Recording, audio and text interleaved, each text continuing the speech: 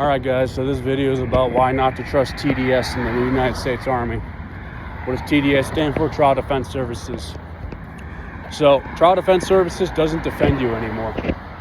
Now, when I got in trouble, my uncle told me, because he was a vet from the 1980s, said, hey, why are you paying for an attorney? Go to JAG, which is also Trial Defense Services attorneys. And basically, I said, nah, not happening. But then I changed my mind and I did go. Now, as somebody who's been trained on how to pick up when somebody's lying, and remember, liars think that they're slick and that they, oh, I got this guy. He's in my corner. He believes me.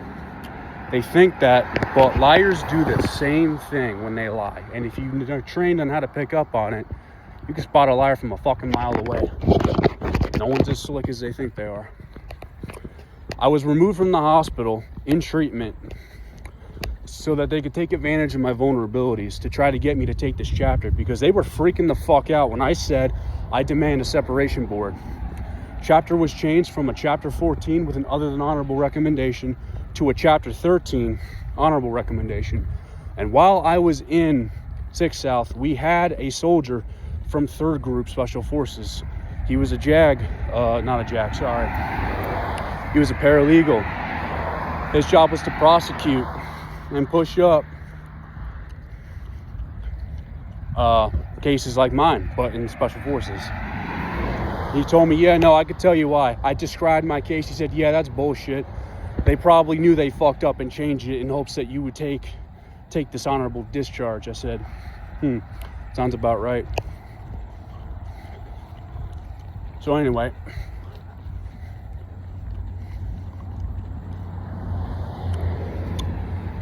I'm at the office. They're like, you got to take this chapter. You got to take this chapter. It's not going to end well for you. It's not going to end well for you. It could go worse. You can get another than honorable at this board, and it's not looking good for you.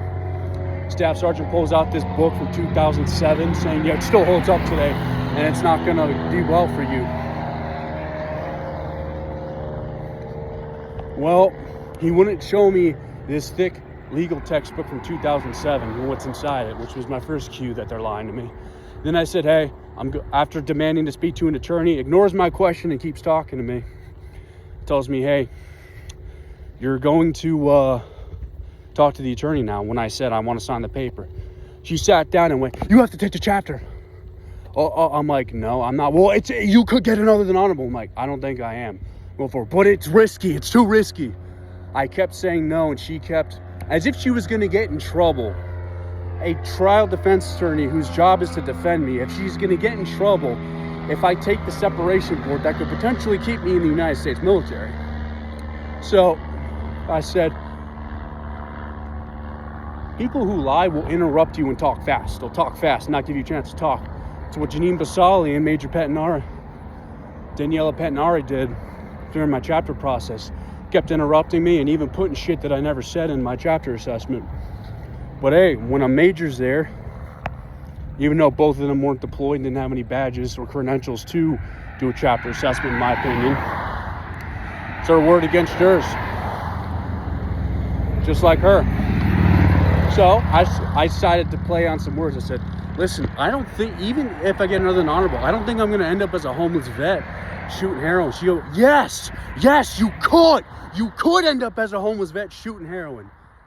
I could not believe that this woman, a trial defense attorney on Fort Bragg, was stupid enough to say, you're going to end up as a homeless vet if you don't take this chapter. So I locked eyes with her. I looked at her deep in her eyes, and I screamed, I'm going to the fucking board. And she went, all right, fine. If you want things to go wrong, fine. I said, I'm done. I want to sign the paper. Then the fat-ass staff sergeant takes me and goes, it's not a good choice. And hey, I recommend you use both attorneys, yours and here. Do not do that. Do not fucking do that. And here's why. This probably is what costed me my military career. I had a character witness present to speak up for me, because he also had issues with my leadership, as they were a problem in the entire battalion at that time. And he My JAG attorney did not talk to me. He called me and said, hey, I shifted your board from 09 to 1300 because I have an ACFT to take. And because of that, a lot of character witnesses I couldn't call because, you know, they had shit to do. So I was only able to call 4 of the 17 I had on my call list. And his team leader told him to leave. So he couldn't speak for me.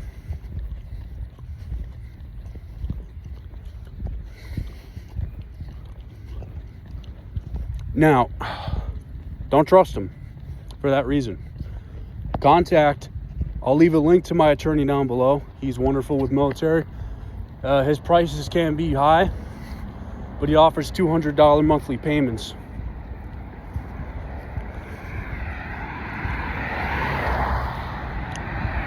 Go to Phillips J Law, ladies and gentlemen. As of right now, I'm working on a discharge review board. I'm currently working with my attorney on it. We are back the fuck up because under the previous administration, and Jamie told me this himself, there were tons of separations for bullshit. You know, you put unqualified leaders who are emotional that choose to do non-integral things to look out for their career and their evaluation report billets. You separate guys that should have been rehabilitated, but they wouldn't because it was an inconvenience for them. Or they bully and degrade them by threatening an other than honorable discharge because they need to feel like bigger people. Don't take shit from them. Fuck them.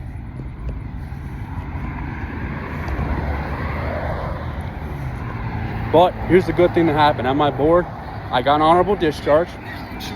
2 of my counselings were redacted. The board just said, like, this is absolutely... Like, the board didn't buy half the shit my leadership said.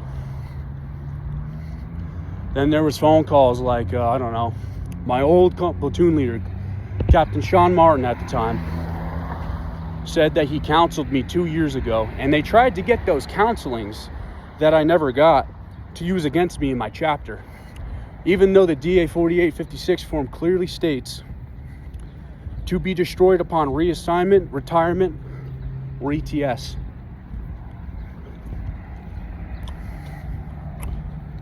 Which I PCS at the time was at Fort Campbell. Therefore, they didn't exist. But he said, yeah, I did counsel him over fraternization. So, you're telling me he counseled me but couldn't find the counselings. He didn't know where they were. In a digital time where we all have shared drives that we could save PDFs of counselings and other paperwork, which most officers like Sean Martin do, and I've seen him do, as he was my platoon leader for 6 months, you know. But that's what they'll do. Officers in today's military lack integrity. They go for their OERs and they will lie to protect each other. It's what they always do. You know, I have zero respect for Sean Martin. He's a disgrace to his family. He's a disgrace to the Army, and he's part of the reason we may lose World War III. But you know what? That's neither here nor there. They had to lie to get me out because they were mad at me and had a personal vendetta against me. And I take that with pride, that I wasn't even bad. They couldn't separate me through behavioral health. They just put bullshit in my medical records so that if I did try to get back in, they'd see it and question it. But luckily, that chapter assessment that Basali filled out for me in Patinari, the same chapter assessment that got me on WTF moments, is currently working with my discharge review board. And if they read it, I know damn well that there's going to be some changes. I'm looking forward to that. I want to tell you guys this because I was mad I got fucked over at Trial Defense Services. I thought I had allies, but I didn't. Well, when you're in trouble, remember you're on your own and trust James and James only. James Phillips at Phillips J Law. So what do we take from this video? Do not trust Trial Defense Services. They have anonymity. They're not going to snitch on you.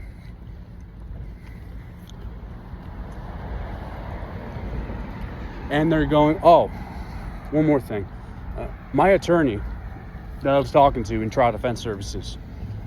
So as you guys know, when I overdosed, I was combative, and I even punched a nurse a few times. I didn't remember doing that until like weeks later when I talked to the sergeant that brought me to the hospital.